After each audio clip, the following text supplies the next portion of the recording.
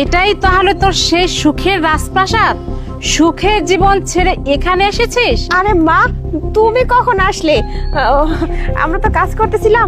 তো মা চলো না বাড়ির ভেতরে যাই, একটু বসবে, একটু পানির নাস্তা খাবে, চলো। কোথায় বসতে দিবি আমাকে? এই ভাঙ্গা রাজপ্রাসাদে?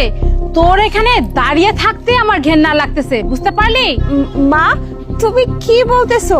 তুমি তো এই প্রথমবার আমার বাড়িতে আসলে, একটু ভেতরে যাবে না, বসবে না?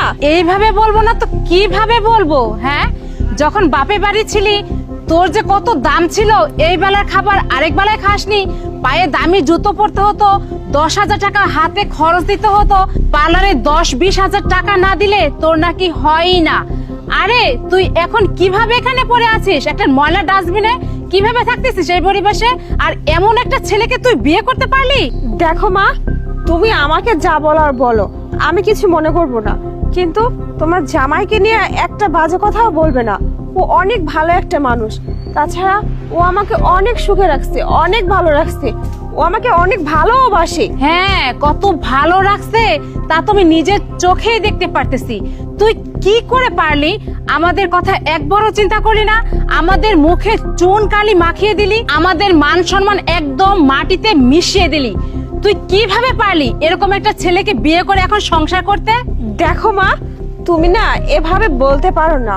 থাকতে পারে তোমার অনেক টাকা পয়সা, কিন্তু তোমার ওই রাজপ্রাসাদের থেকে না এই কুঁড়ে ঘরে অনেক সুখ আছে, অনেক শান্তি আছে, যদি তুমি সেটা মানিয়ে নিতে পারো। আর আমি সেই মানিয়ে নেওয়াটা নিতে পেরেছি। আমি অনেক ভালো আছি মা। যদি পারো তাহলে আমাদেরকে দোয়া করো যেন আমরা ভালো থাকি, সুখে থাকি।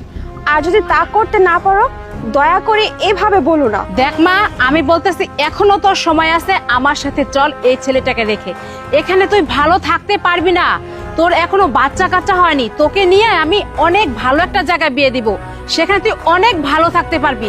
দেখ মা, আমার কথাটা বোঝার চেষ্টা কর। দেখো মা, তুমি এইভাবে কেন কথা বলো? বৌমা, তুমি এই জায়গায় কি করছো? তোমাকে না বারবার বলছি যে তোমার এইসব নোংরা কাজ করা লাগবে না, চলো বাসায় চলো। আর এটা কে বৌমা? বাবা, এটা হচ্ছে প্রিয়ার মা, মানে আমার শাশুড়ি। ও আচ্ছা, তাহলে এটা বিয়ান সাহেব। আচ্ছা, তাহলে এখানে দাঁড়া রাখছো কেন? বাসার ভিতরে নিয়ে চলো। বিয়ান সাহেব চলেন চলেন। গন্ধ বেরোচ্ছে, নোংরা গন্ধ বেরোচ্ছে এই লোকটার গা থেকে। ছি, এই লোকটা আর এর ছেলেটা আমার ভালো মেয়ের মাথাটা খেয়েছে, যার জন্য